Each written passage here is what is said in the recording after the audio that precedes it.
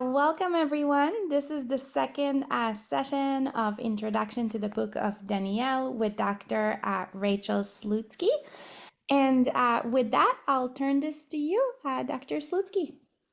Great. Thank you so much. Welcome, everybody. Thanks for taking time out of your busy days to learn Sefer Daniel with me. Last class, we had discussed some of the basic themes and questions that we would be raising throughout this course, including the dating of Sefer Daniel, the question of whether we're to understand Daniel as a prophet or not. These were some issues, especially the latter one, that we said we would come back to throughout the course.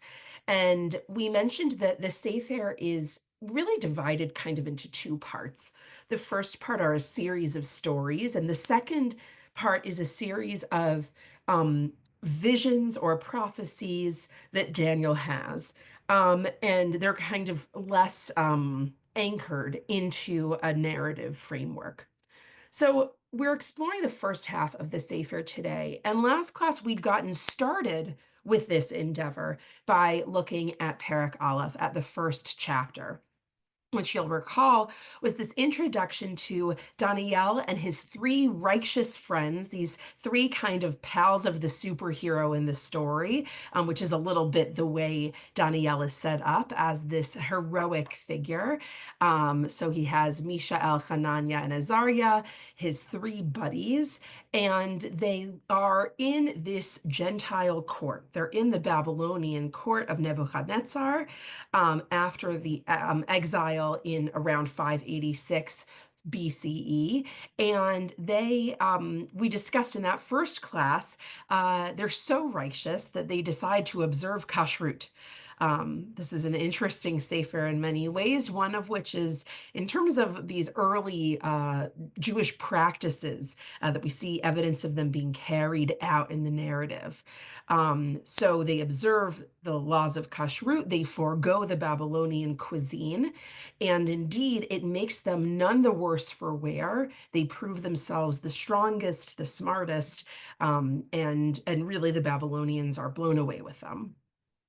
Today, I want to give a brief overview of the other chapters in this first half of Sefer Daniel. And then we're going to discuss a few more points about the way the book is written. And then we're going to work through Sefer Daniel, the second Perek, Perek Bet, and Perek Gimel. So that's our plan for today. So, an overview of chapters 2 through 6, because chapter 7 really begins that second section of the Sefer that we won't discuss until next class. Daniel chapter 2 is a story about dream interpretation. We're going to dive deeply into this very shortly. And Daniel chapter 4 is actually going to be another story of dream interpretation. As we'll see, there's a key difference between the two of them, which I'll discuss when we dive into the Perek. Daniel chapter 3 is a story, as with chapter 1, in which Daniel and his friends are tested, essentially, with the option of breaking Jewish law. Just like we have the case of kashrut in chapter 1, here we have the case of idolatry. He's going to be commanded to bow to a statue, and he and his friends will refuse to do so. So we'll look at this text inside as well. And chapter 3 dovetails nicely with chapter 6. So we have these interesting parallels here, 2 and 4 and 3 and 6. Chapter 6 is going to be actually a beautiful chapter in which Daniel is forbidden from worshiping his God. And of course, what does he do? He turns and prays to God. Again, a really nice early kind of narrative version showing someone davening, which is quite interesting, right? To actually see these early practices being carried out. And parenthetically, I mentioned last class, we have this major question hanging over Sefer Daniel about historicity. Did these stories really happen? Was Daniel a real person? And we discussed that we don't really have corroborating evidence about the person Daniel. Okay. And I personally don't think it's actually a very high stakes conversation. I know, of course, some would disagree with me and say Daniel has to have existed. Otherwise, that's really, problematic for our emunah. And why would it be in Tanakh otherwise? But this story is really significant in many ways, whether he did or did not. And either way, this is, of course, a very narrativized artistic representation, even if it is of true events. So again, the fact that it reflects certain Jewish practices is interesting in and of itself, showing that these have been concretized as ways of Jewish observance early on. I mentioned that all of these are also really court stories. Their setting is in this Gentile Babylonian court, which is significant because you have these Jewish men in this very high risk environment. They're at risk for persecution and they're tested many times, commanded to do idolatry, to bow, to and they always have their lives at risk. The stakes are very, very high.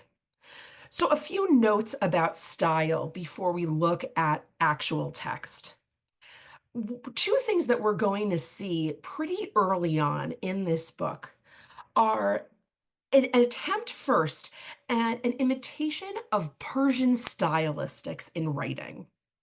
An imitation of Persian stylistics in writing.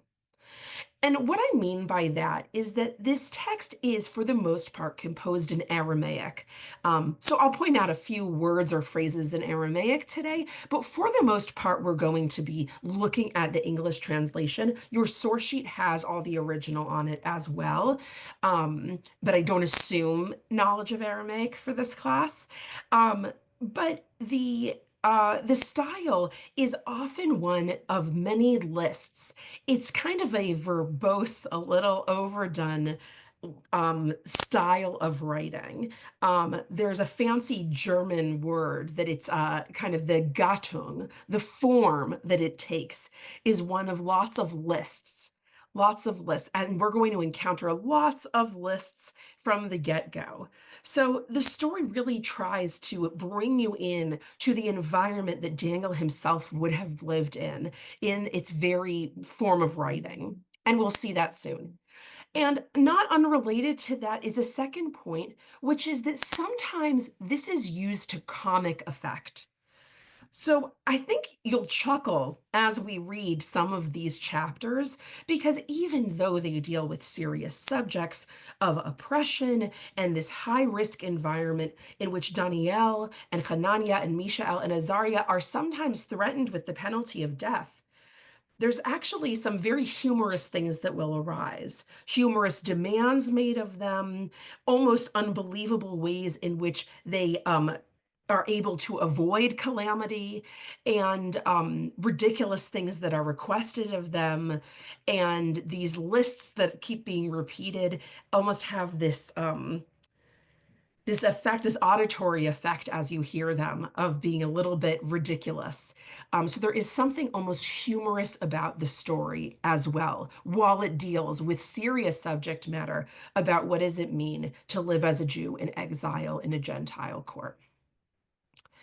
And of course, one last point before we look at the text itself is this question that I raised last class about this prophetic nature or visionary nature of Daniel. We're going to see that all of these first stories really dovetail nicely with the visions Daniel will have that we'll look at next week, in the sense that all of these work together to show that he has some kind of God-given ability, a unique and almost supernatural ability to interpret obscure things. And that is really our lead in to Daniel Perek Bet today, the second chapter. So, what I want to do is look with you at your source sheet, at this Perek, and really work through it together, both to appreciate it on its own, and then to also look at the way that it is being structured and informed by two other texts in Tanakh. And we had discussed extensively last time that there is this trope we've seen multiple times of the Jew or the Israelite in the Gentile court. We talked about Moshe actually as one such example. We're going to consider him less so today, but there are resonances here as well of Moshe in Pharaoh's court, but more prominently, Yosef in Pharaoh's court and Esther in the Persian court. Okay, and we're going to look back and forth both at Megillat Esther and at Breshit, at Genesis, to see the way in which those stories are being used and drawn upon here to depict Daniel's experience. So this chapter begins like the first chapter did in Hebrew, and then when people start to talk, it's going to switch to Aramaic. Okay, so we have this nice opening to the parak. Uvishnat shtayim lemalchut Nebuchadnezzar, chalam Nebuchadnezzar chalomot, vatit pa'em rucho ushnato ni'ayta alav. In the second year of the reign of Nebuchadnezzar, Nebuchadnezzar had a dream. His spirit was agitated, yet he was overcome by sleep. Okay, so a king, a foreign king, who's having a troublesome dream. Okay. Hopefully, this rings a couple of bells for us. And if you actually want to turn for just a moment, you'll see the next source is Esther chapter 6, which we'll be reading in just a couple of days. Balayla hahu nadidash nat hamelech. Vayomer lahavi et Sefer Hazichronot divrei hayamim vayu nikraim lifnei hamelech. That night sleep deserted the king. We have another scenario of a Gentile king with sleep issues. This time, he's actually been deserted by sleep. And a story's going to unfold because of what he's being read to. You'll recall he's then read the story about how one time this guy named Mordecai saved his life, and now he wants to know how to reward him. Okay. And if you will scroll down even further, I'm not sharing my screen. I'm hoping you'll follow along on your source sheets because I really like to be able to see all of you. So I kind of split my screen so that I can still see your faces as I try to imitate a real in-person class as much as humanly possible. Genesis 41, we have this Pharaoh who, after 2 years' time, dreamed he was standing by the Nile. This begins this famous dream that Pharaoh has about the skinny cows and the fat cows. And essentially, this dream is actually foretelling years of plenty and then years of famine. And again, Yosef is going to solve the problem and he will be rewarded as well. Okay, so already we're starting off with kings who have dreams or sleepy thoughts. They're troubled by them. They need help. And we're going to have the Israelite or the Jew step in. However, there is a very crucial difference that you're going to realize very quickly in Daniel Perek Bet. So return to that first source, and we're going to look at that second verse. Vayomer HaMelech, and we're going to start to have some lists here. Vayomer HaMelech likro lachartumim v'la'ashafim u'lamechashafim v'la'kasdim lahagid lamelech halomotav vayavo v'ya'amdu lifnei HaMelech. So the king ordered the magicians and the exorcists and the sorcerers and the Chaldeans to be summoned in order to tell the king what he had dreamed. So they came and stood before the king, and the king said to them, and we are about to leave the land of Hebrew in 1 minute, Vayomer lahem hamelech chalom chalamti, vatipa'em ruchi ladat et hachalom. I've had a dream and I'm full of anxiety to know what I have dreamed. So the people in front of him ask exactly what we might ask, in Aramaic, of course. And now I'll switch to the English. They say, O king, live forever. Relate the dream to your servants and we will tell its meaning. So something weird begins to happen, and we have what's literarily called a trebling effect. Not troubling, trebling, which is like tripling. Okay, so we're going to have this 3-time back and forth increased intensification between these masses of people, really the geniuses of Babylonia, right? You've got the magicians, and again, should be reminiscent of Egyptian culture also, the Khartoumim we see with Moshe. Okay, all these people who are able to do amazing things, they're all waiting, ready to do dream interpretation. This is their expertise. And they say, okay, tell us the dream. The king replies to them, instead of telling them the dream, he says, I hereby decree, if you will not make the dream and its meaning known to me, you shall be torn limb from limb and your houses confiscated. But if you tell the dream and its meaning, you shall receive from me gifts, presents, and great honor. Therefore, tell me the dream and its meaning. Okay, so we find this strange request is being made of all of these Khartoumim and Mechashefim, these sorcerers. What are they being asked? Not just dream interpretation, they're being asked to know the dream itself. Very unusual. Okay, essentially be a mind reader, know what the dream was. And it's ambiguous here, by the way, whether the king Nebuchadnezzar in this story is aware of the dream himself or he's left feeling agitated from some dream, but he himself can't actually repeat or articulate what he saw. We're not quite sure which it is, but he's asking them to do something unbelievable to tell the contents of the dream and its interpretation. So now that's been exchange number one of this trebling effect, this back and forth 3 times. We're going to have the second exchange between the king and the people. And so once again, they answered, let the king relate the dream to his servants, and we will tell its meaning. The king said in reply, just scrolling up here, it is clear to me that you are playing for time, since you see that I have decreed that if you do not make the dream known to me, there is but one verdict for you.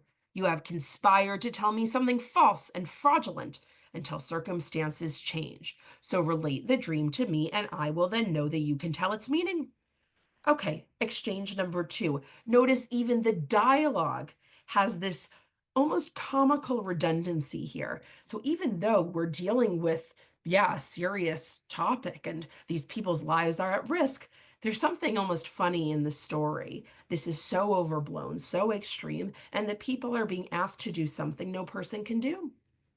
And so the Chaldeans said in reply to the king, there is no one on earth who can satisfy the king's demand. For great king or ruler, none has ever asked such a thing of any magician, exorcist, or Chaldean. The thing asked by the king is difficult. There is no one who can tell it to the king except the gods whose abode is not among mortals. So essentially, right, we have this third of these 3 exchanges between the people and the king, where the people essentially say, we cannot do what you are asking us to do. Only the gods can do it. Okay. Now, of course, we have a suspicion that the gods are not going to be the ones to save the day here, right? But the people themselves have all collectively concluded this is a divine thing you're asking us to do, to tell the contents of the dream itself. And so the king flew into a violent rage. He's very angry. He says he wants to kill all the wise men. And you might recall from chapter 1 of Sefer Daniel that among the wise people are the wise Jews who have been recruited to the Babylonian king's court, and that includes Daniel and his 3 friends. So they too have their lives in danger, that they're going to be killed because the king's going to execute everyone. However, he goes and he says to the royal officer Arioch, why is the decree of the king so urgent? Okay, so Arioch explains what's going on. And Daniel asks for a little bit of time because he says, I think I can help you figure this out. And he goes back to his house. And he and his companions beg God for some help. And the mystery is revealed. So here we start to have this ambiguous language, which is why I'm hesitant to call Daniel a prophet, because it's talked about as him having visions, not necessarily prophecy, but visions. So he has a vision, and then he thanks God, and we have a lovely prayer here. Let the name of God be blessed forever and ever. Praises God for wisdom. We have language here that's quite similar to our own tefillot about he who removes kings and installs kings. He gives the wise their wisdom. Really, it's lovely. This is all in Aramaic. Okay. And now he says he knows what the dream is about. And so he actually is so righteous, Daniel, that he goes to the king and says, don't kill me and don't kill any of these people. Right? So he's actually so generous that he wants to save the whole Gentile court. He says, I'm going to tell you the interpretation. And notice here another nice parallel as well, okay, that we have this man, Arioch, who was the royal officer Daniel initially spoke to. He comes to the king and says, I have found among the exiles of Judah a man who can make the meaning known to the king. And that should be a bit reminiscent of when we have in both the Joseph story, the king being reminded that there's this guy Joseph who might be able to help him out. Let's take a look at Genesis 41 for a minute. Do. Let's just look at Genesis 41 for a minute here. The next morning, his, meaning Pharaoh's spirit was agitated, and he sent for all the magician priests of Egypt and all its sages. And in this story, Pharaoh tells them the contents of the dream, but none could interpret them. The chief cupbearer then spoke up and said to Pharaoh, I must make mention today of my offenses, so on and so forth. And he ultimately says, a Hebrew youth was there with us, a servant of the prefect. And when we told him our dreams, he interpreted them for us, telling each of the meaning of his dream. Okay? So we have this nice parallel of, again, someone high up in the Gentile court who recommends someone who they point out is a Hebrew or a Jew. So here he says, a Hebrew youth, right? There was some Ivri who helped me interpret my dream, just like in Daniel, we have an exile from Judah. And notice the same thing happens in Megillat Esther. We have Achashverosh who's sleepless. Someone's reading him a story. In this story, right, the king actually has already been saved and helped because the story he's told is about Mordecai saving him from two of his own, right, who had plotted to kill him. And then he again has advice from a Gentile, right? This time it's advice from Haman about how to reward that Jew who helped him. So we see this nice pattern forming here. But of course, Daniel is going to exceed all of that because he's going to tell even the very meaning of the dream and its contents. Two in one. Okay. Is everyone with me? We haven't lost connection yet. Thumbs up. We're okay? Great. Okay. So now Daniel comes and he says to the king that he knows the answer. He says, there is a God in heaven, this is the top of this page, who reveals mysteries, right? So he's going to kind of give kavod to God as the real reason he's able to tell the meaning of the dream. And he, God, has made known to King Nebuchadnezzar what is to be at the end of days. Very similar to Paro in the Yosef story, in which Paro actually has had a prophetic dream, right, about the way the crops will go and the way there will be plenty and then famine. Here, actually, this is about a succession of kingdoms. Okay, this is really a story of history. This is your dream and the vision that entered your mind in bed. O king, the thoughts that came to your mind in your bed are about future events. He who reveals mysteries has let you know what is to happen. Well, fast forward a little. O king, as you looked on, there appeared a great statue. The head of that statue was of fine gold, its breast and arms were of silver, its belly and thighs of bronze, its legs were of iron, and its feet part iron and part clay. Now, in the interest of time, I'll summarize that what Daniel goes on to say is that each part of the statue begins to crumble. It begins to fall apart. So each part of the statue is divided by the kind of material it's made from. And each one, even though they're made of these metals that are supposed to be so, durable, they actually are all being destroyed. Not a trace of them was left. And ultimately, the meaning of all of this is that all of the future kingdoms of the world will be destroyed until a time when the God of heaven will establish a kingdom that shall never be destroyed, a kingdom that shall not be transferred to another people.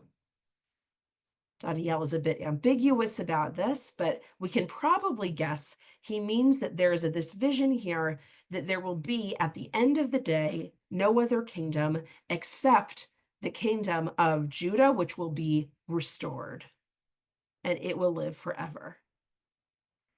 And ultimately, even though, and here again, we get back to this comical flavor to the Sefer, even though Nebuchadnezzar has just been one-upped and all of his Babylonian friends have basically been, shown how foolish they are by this little Jew from exile, right? This nobody. And they've told him basically your whole kingdom, it's not eternal. It's going to be destroyed. Ultimately, he is so relieved to have the dream interpreted.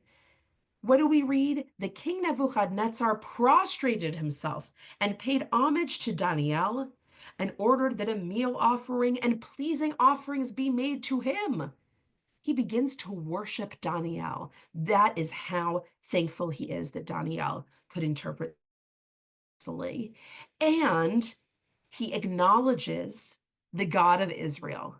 Truly, your God must be the God of gods and Lord of kings and the revealer of mysteries to have enabled you to reveal this mystery.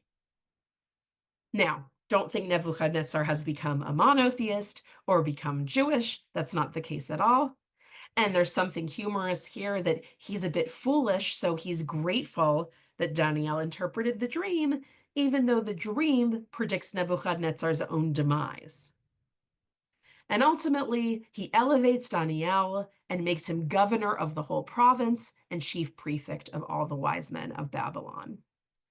And again, that kind of promotion for that Jew in the Gentile court follows nicely with Yosef being promoted after he interprets Paro's dream, and follows very nicely with Mordecai being paraded around, right, wearing royal garb, after he is acknowledged by the king for having saved the king's life. So nice parallels that are being played out here as well. I want to pause here and ask if there are questions. I see some things in the chat. I'm going to take a look and see if there's anything new that's popped up. If anyone has, great. If there's any comments. Yeah, Beth. One thing I was wondering early on when we were reading about all the different characters that the king brought into his court to try to interpret the dream, there was the mention of the Chaldeans. Yeah. Were they understood to be particularly good at dream interpretation? What do we know anything about that? It's a great question. No, because it's often a catch-all term for Babylonians. So I don't exactly know. I mean, I wonder if that's just to contribute to the humorous nature of it, because it's not a professional designation, right? The other terms are professions. You are a professional sorcerer, a professional magician. Those were actual court appointments. This is like, and all the Americans. So I don't have a better answer than that for you. It's a nice question.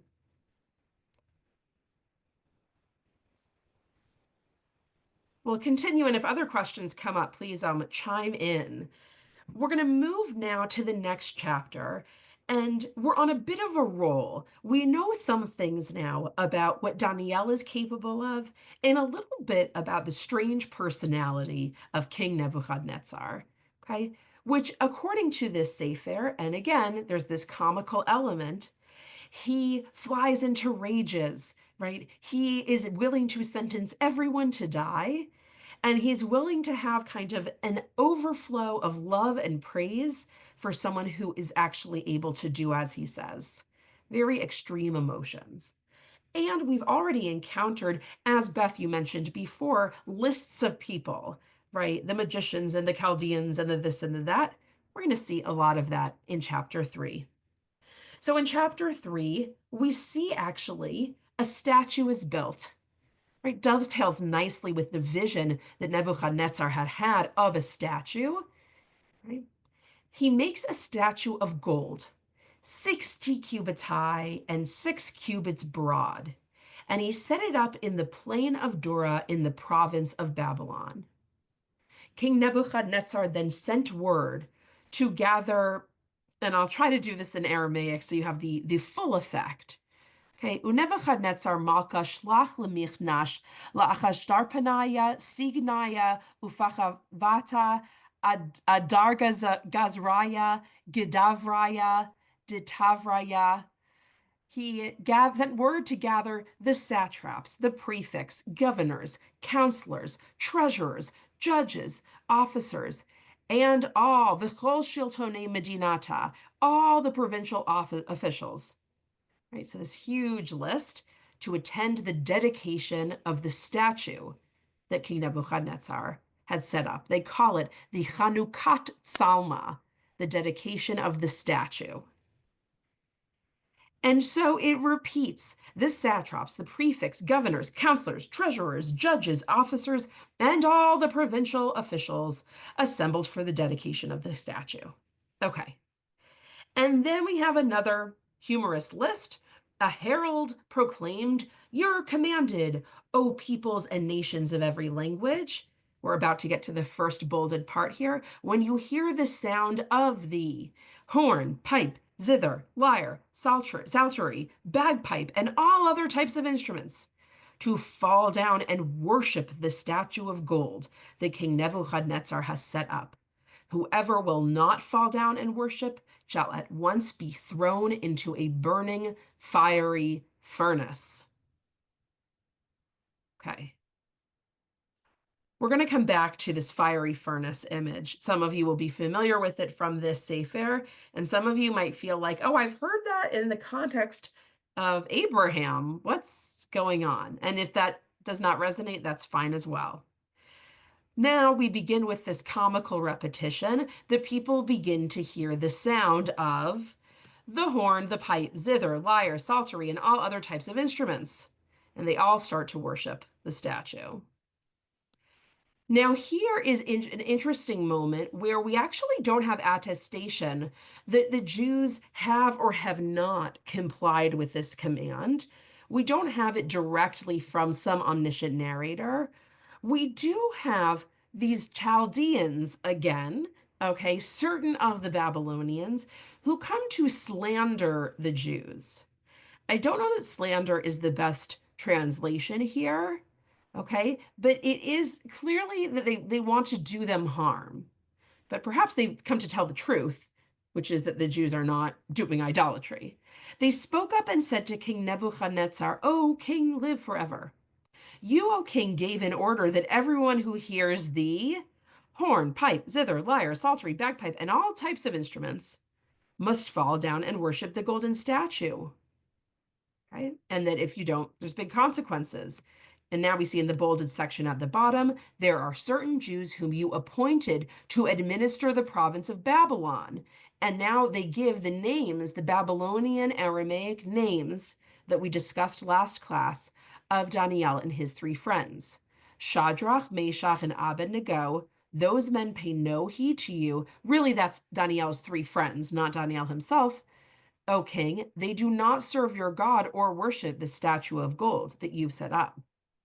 Okay.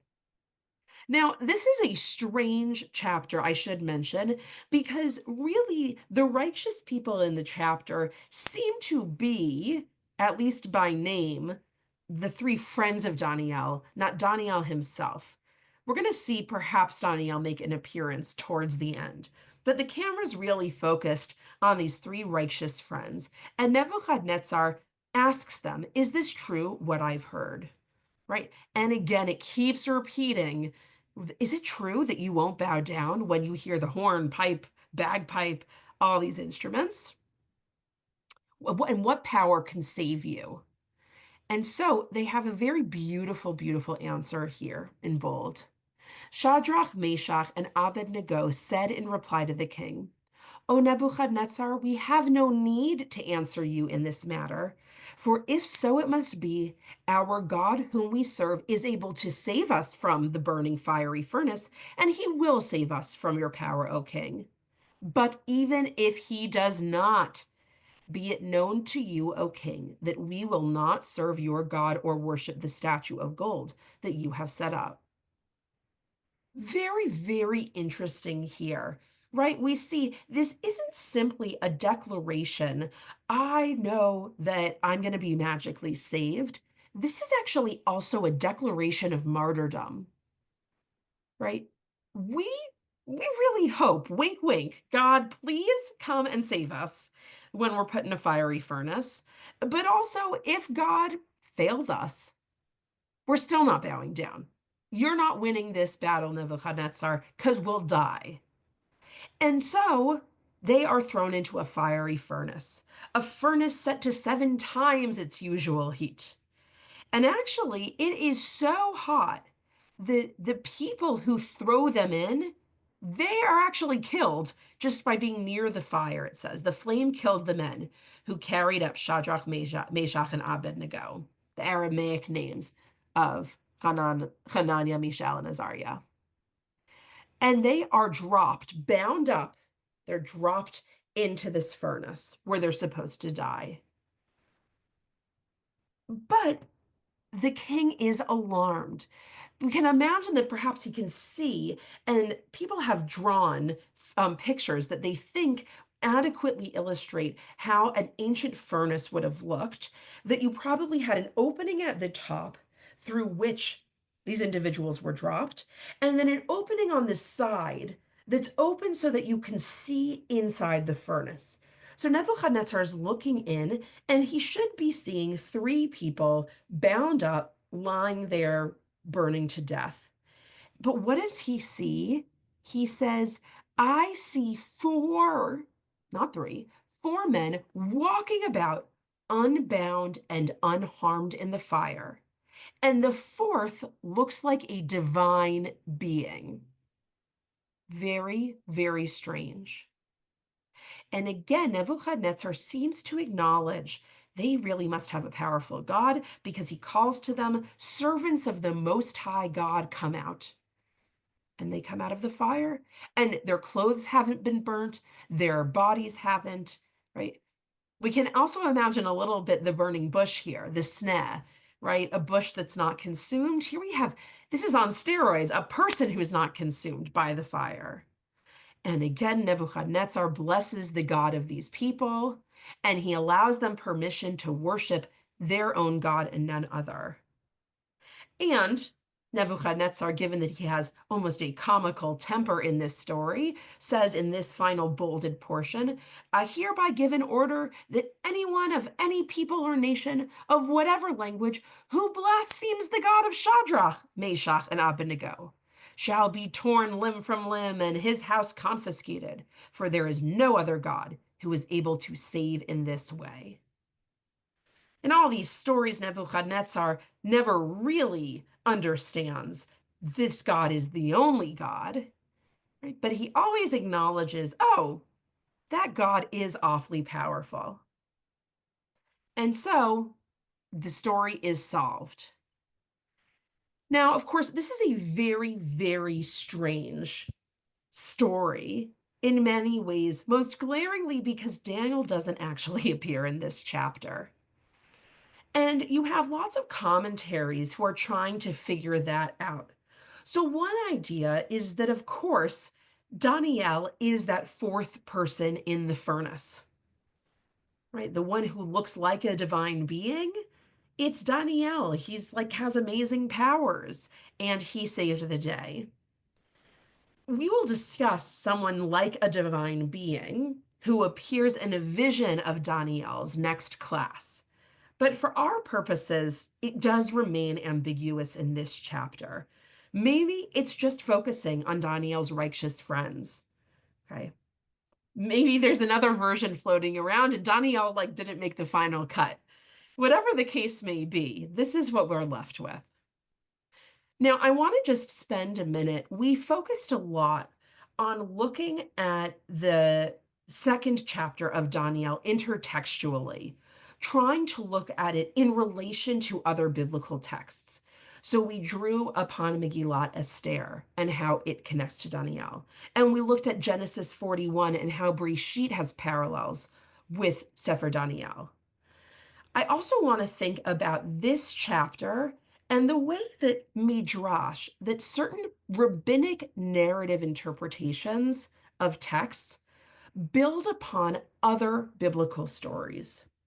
So for some of you, you might have connected the dots already. For others, not at all. So we're going to lay it out clearly. In this parak, in this chapter, we have this fiery furnace that these righteous men are thrown into.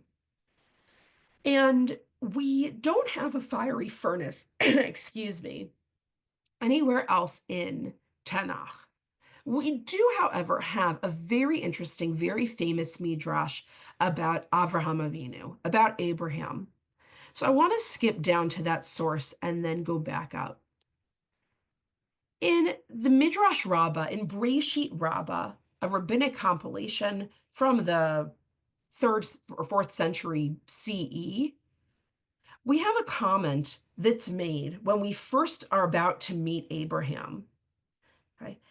I've argued elsewhere that I think that the function of this midrash is to try and show us a bit of backstory to Abraham, because Genesis tells us nothing about why God selects Abraham as this chosen father of a nation who's going to go to a promised land. We don't know why Abraham should merit such an amazing task and amazing chosenness. And so we have this colorful story you might have heard about how Abraham's father, Terach, was an idolater and an idol worshiper. And actually, he sold idols for a living. And that ultimately, Abraham destroys all his father's idols. He rose, he took a club one day, and he shattered all the idols. Okay? A lovely backstory showing Abraham is a monotheist. He's very righteous. He won't tolerate this ridiculous idolatry. Okay. And the Midrash goes on that his father is so angry at him that he takes him to a man named Nimrod. And Nimrod tells him, bow down to fire. He wants to keep trying to make Abraham commit idolatry. Bow down to this, bow down to that. Abraham will not do it. And so when he keeps saying he will not do it, he says that he's going to cast Abraham into a fiery furnace. And indeed he does. And Abraham descends into a fiery furnace and he's rescued. He survives. Okay, so we have a nice midrashic story about Abraham in a fiery furnace. Most people don't learn Sefer Daniel in the Jewish community, but they learn this midrash about Avraham. And the question I want to raise with you when we're thinking in terms of method of interpretation, we've talked before about the way Sefer Daniel is constructed in relation to other biblical texts. We also have the way midrashim are working to build themselves out of different biblical texts. I think that this midrash about Avraham is using our text in Daniel and combining it with one more text to make this midrash. So I want to show you one last text, and this is where we'll end today. The text is from the book of Judges. Gideon. Can everyone still hear me? Okay, great. Yes. Now, Judges chapter 6 deals with one of the last more righteous of the judges, and that is Gideon. And Gideon is interesting because he too comes from not a very righteous father. Now, again, remember, in Genesis, we don't know from the Torah itself anything much about Terach or that he was an idolater. That's the Midrash. But lest you think that the Midrash took that from whole cloth, the Midrash, I think, is combining Judges chapter 6, which we'll look at now, and Daniel chapter 3 to make that Midrash about Avraham. Because what do we have here? We have a story about Gideon and his father. So here we go.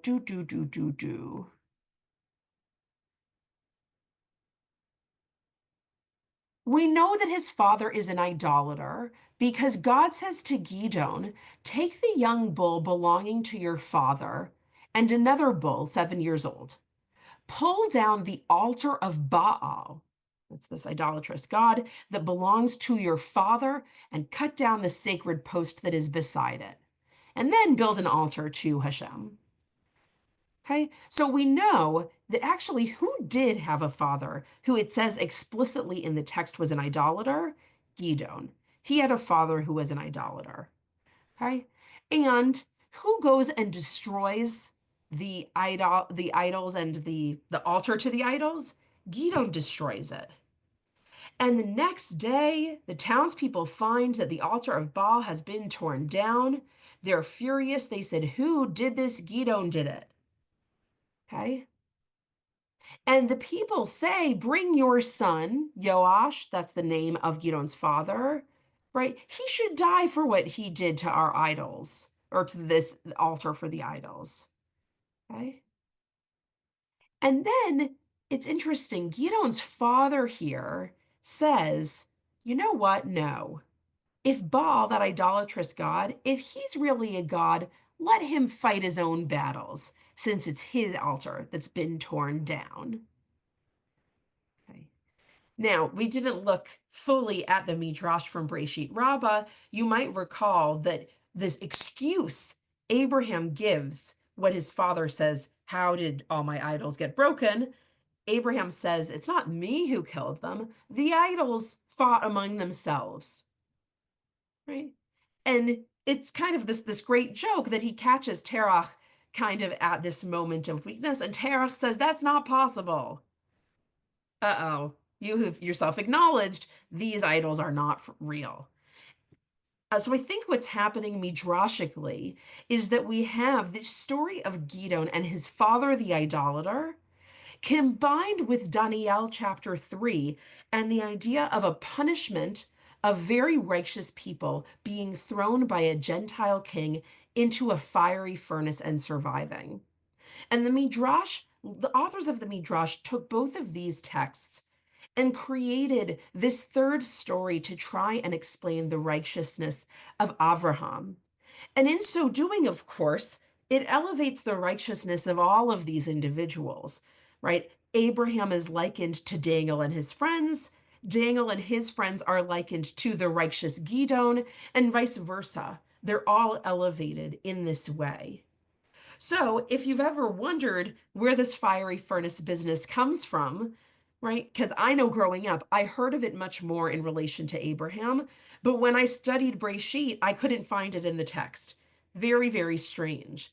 And the reason is that the only place where it actually appears in Tanakh is with Daniel, but then it's been retrojected back into the stories of Breshit through the Midrashic tradition. So this is where I'm going to stop for today, and I'm going to stop sharing my screen.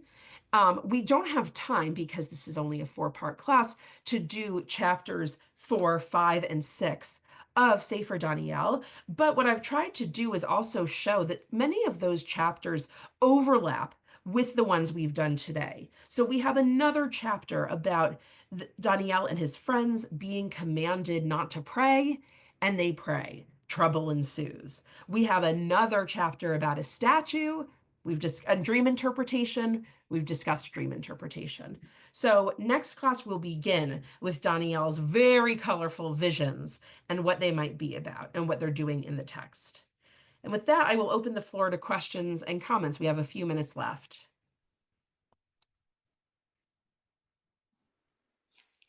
So feel free to unmute now. Just remember to unmute before you speak so we can hear you. If you have any questions or comments, Beth, go ahead. I wanted to share back when we were talking about the Chaldeans coming forth to slander the Jews, and you said that you didn't think that was necessarily good translation.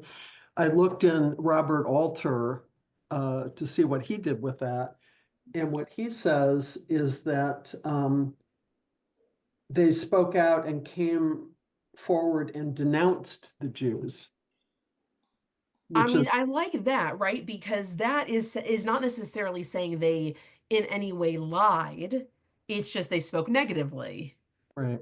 Good. That's nice. Thank you for bringing that up.